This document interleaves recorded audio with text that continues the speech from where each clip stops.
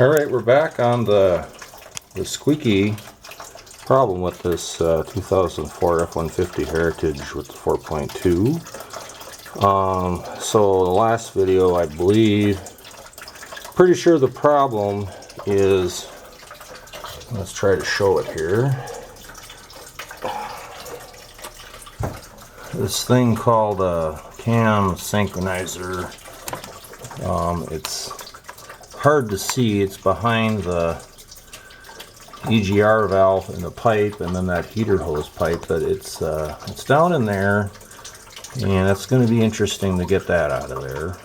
There's some other videos on YouTube on this topic. Unfortunately, they're not always the most clear, but I think I know what to do. That pipe's got to come out, unfortunately, which is the reason why we're draining the coolant again, because I got to bring the level down below at least midway on the water pump, so when I pull that pipe out, we don't get coolant everywhere.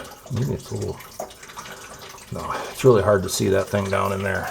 But I have a new one here in the box. Just got it today.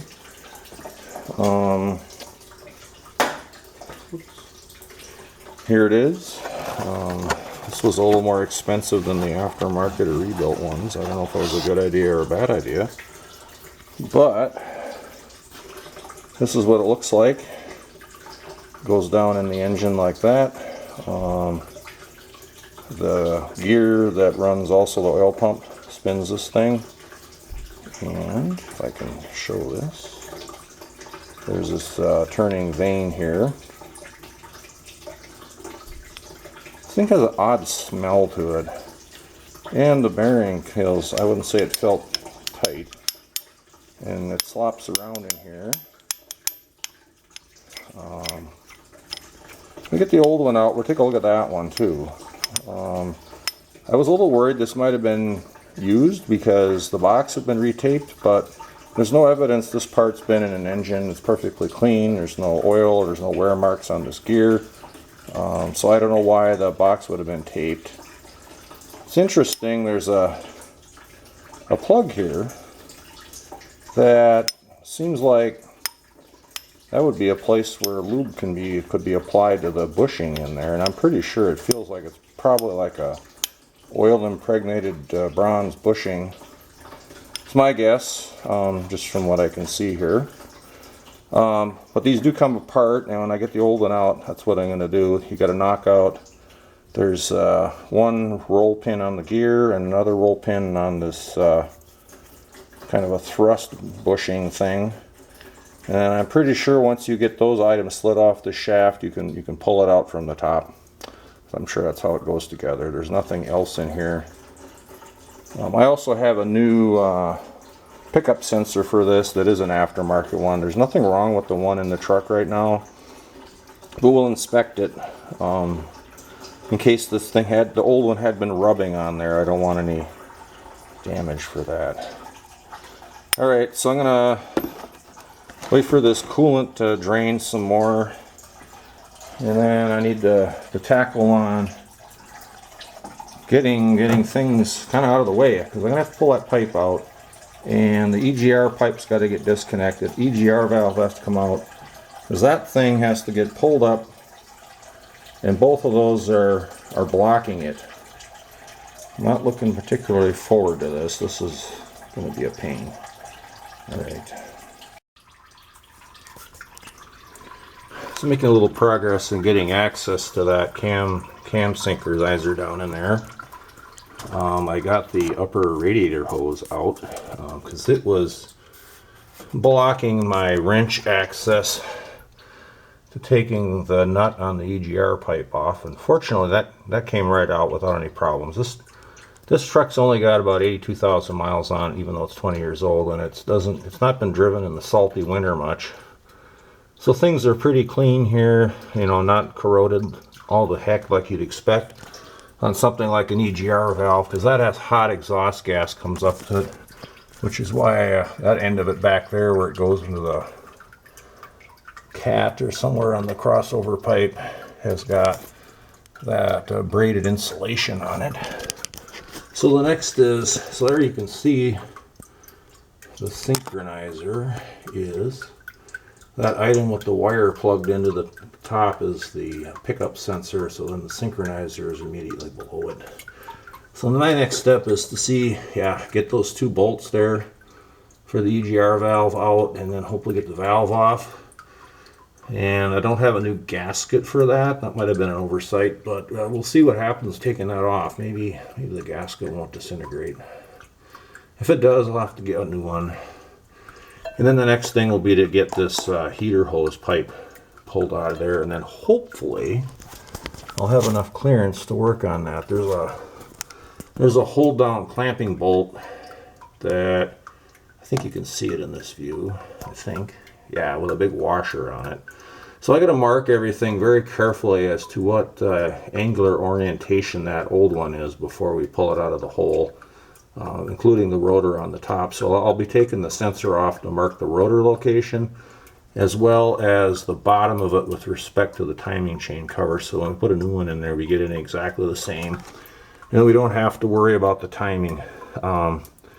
I believe the way you're supposed to do this is to get the engine at top dead center somehow, and then there's a little tool that goes on the top of the thing that holds the cam in a certain spot.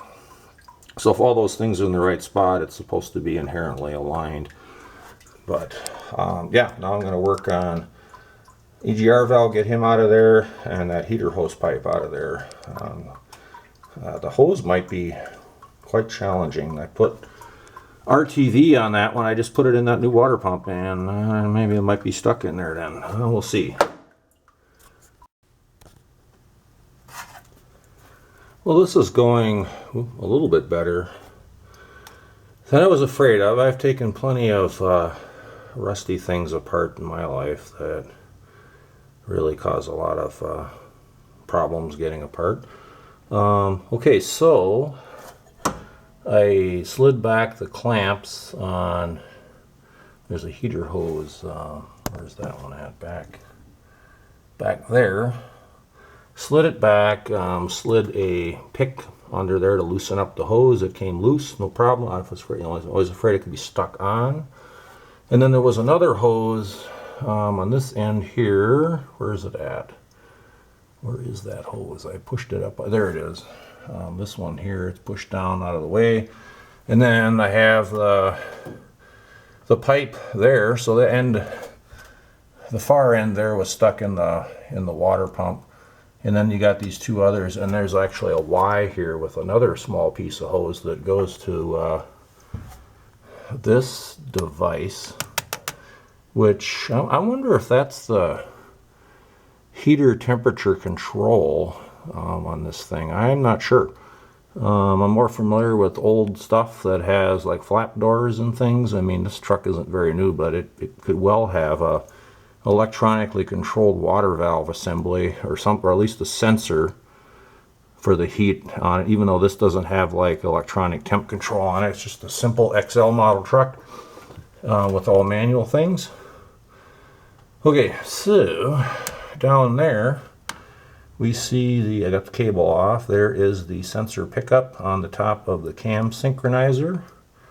So the next step is to remove it, the cap that is, so I can mark the rotor and everything, and then get that bolt loose on the back, well, after I mark everything, and the big washer. And then this is supposed to pull right out of the hole after that. And I think I have the EGR pipe.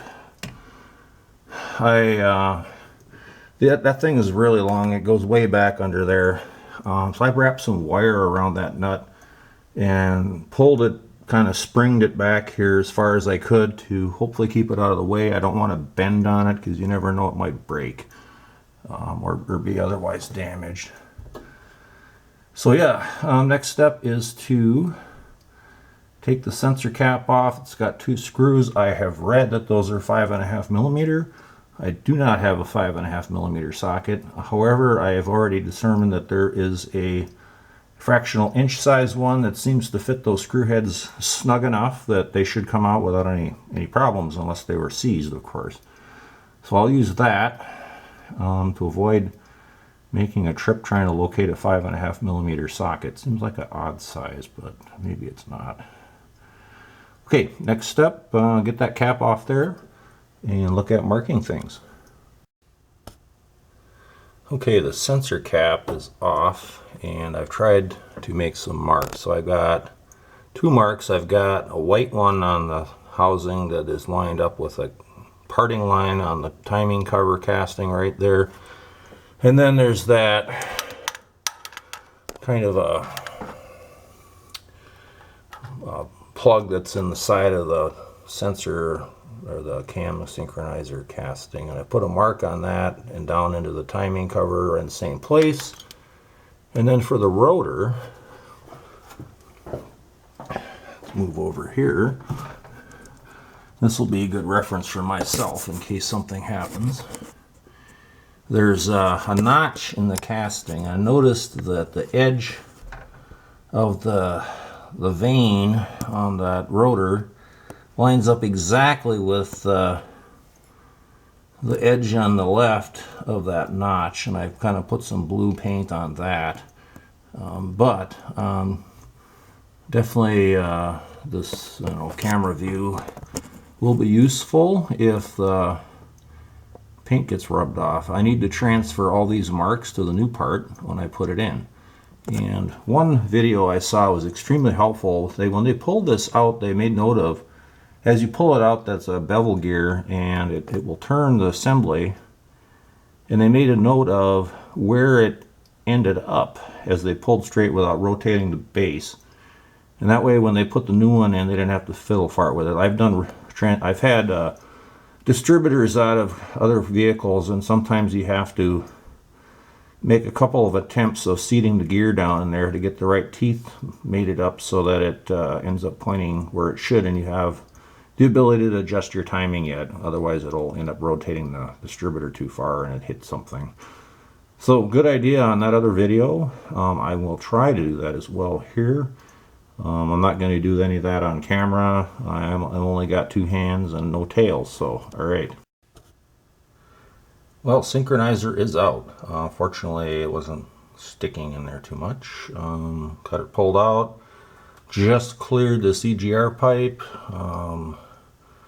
So far, this project is going better than I was afraid of. I did have a problem with the hold-down bolt that had that big washer on it. And I have that item right here. And it was pretty tight. And I was using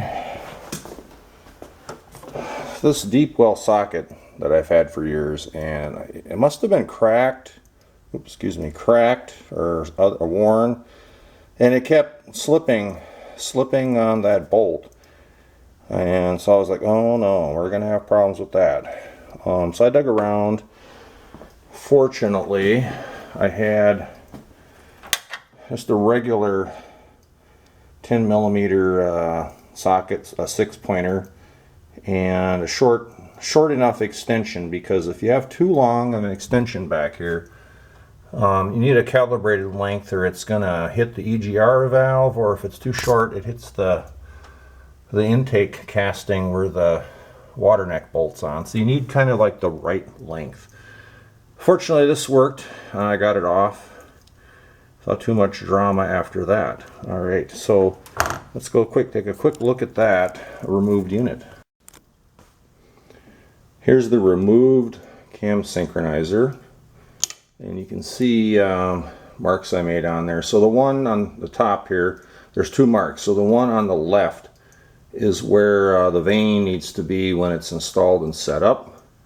And then the one on the right is the final position, and the one on the left is where it rotated to as I pulled the gear up, because this beveled gear is going to switch. So this hex drive goes down into the water pump gears of the engine, and I have to transfer it from the old one to the new one.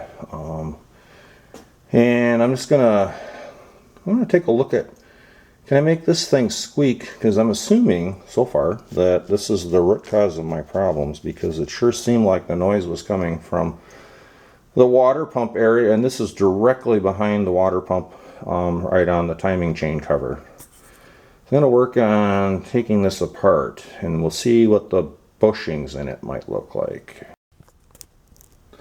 So I got the water or the oil pump drive shaft out. It pulls out. There's a little snap ring on the end of the shaft that catches in a groove down here, so I had to put this in a vise and just jerk on it and it popped right out. Fortunately, the snap ring is not missing.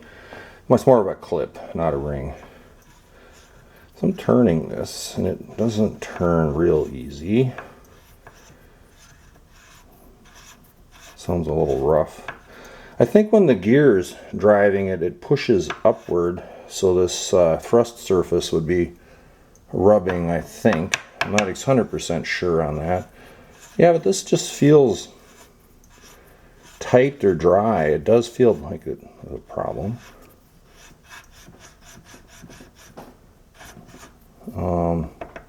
Definitely is not tight, but the new one isn't super tight either, but this one's definitely sloppier than that one.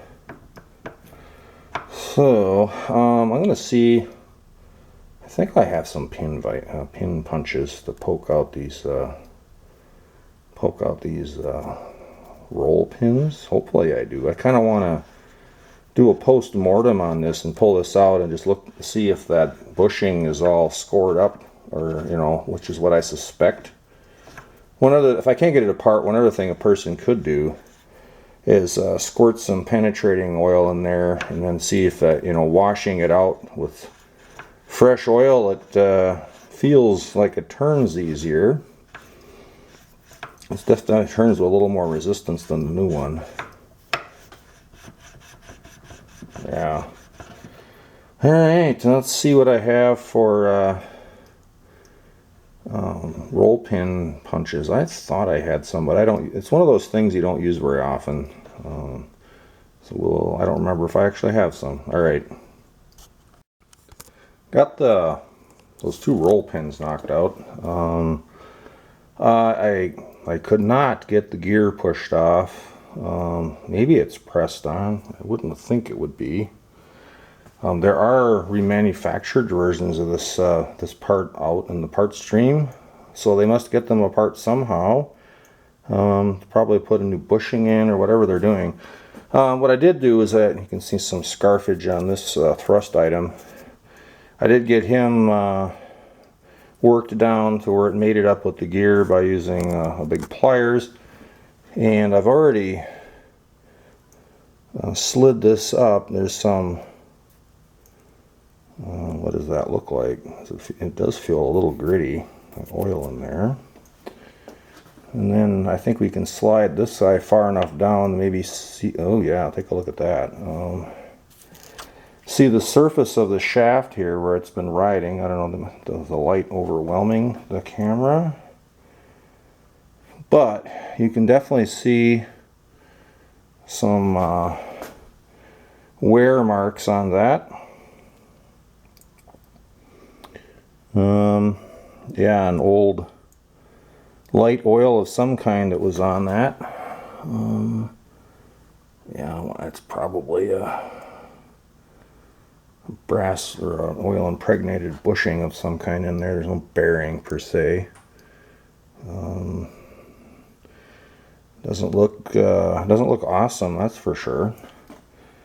Let me stick the lamp down here, and so it feels a little bit gritty.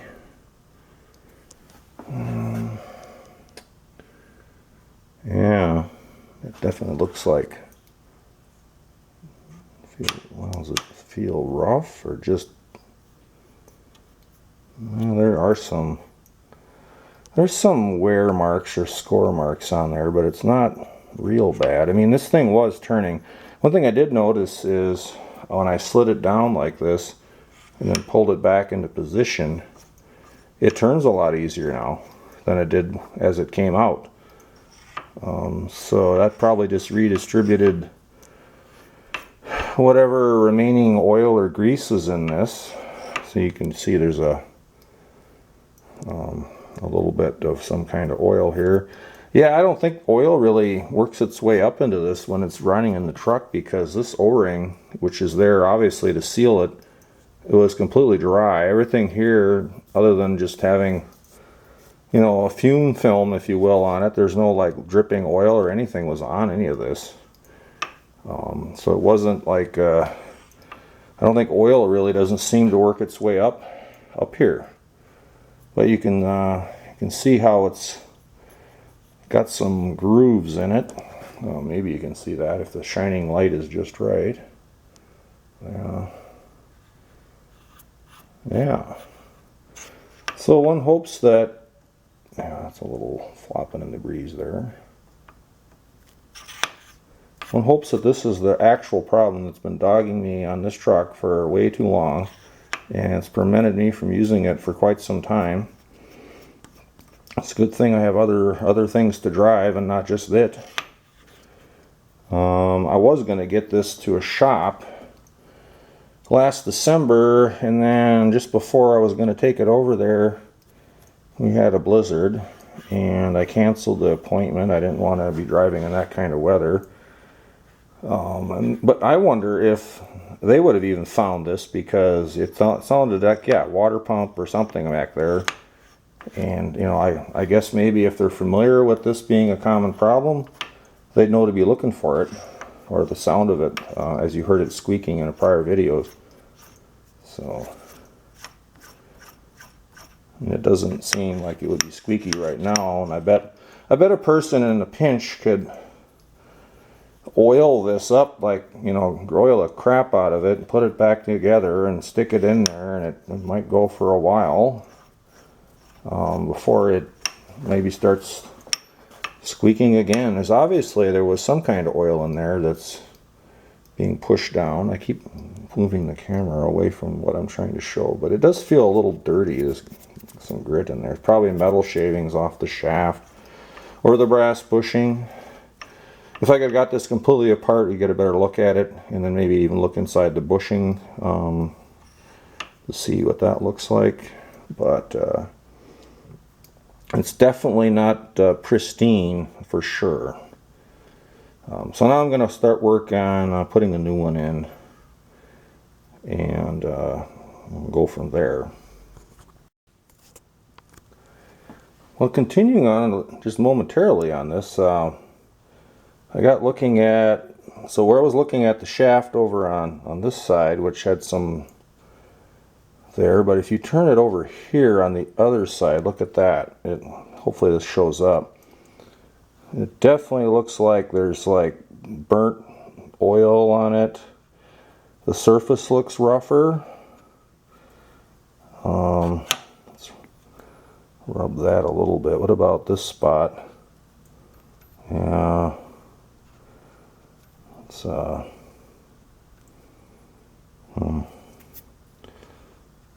yeah, it does. I mean, it has that look of like dried lube that's gotten hot, is what it looks like to me, you know. It's probably one of those situations. I've never had good luck re-oiling like a blower fan motor. I mean, you can put the correct kind of oil on that, and it works for a while, but then it's bad. This kind of reminds me of that situation, that, yeah, a temporary fix of the oil, it would, you know, maybe it gets you past it for you know, how many miles you're going for a while. No, it doesn't feel rougher on that other side, but the dried hot lube there didn't look good. Yeah, like I was saying earlier, I wonder what this originally had in there. If it's oil impregnated powdered metal brass bearing bushing, like you'd find in a fan motor, or was it something else and just a dab of grease on it? Hard to say, unless you asked whatever engineer at Ford was doing this. Alright, I think I'm gonna actually go do work on the new one for now for sure.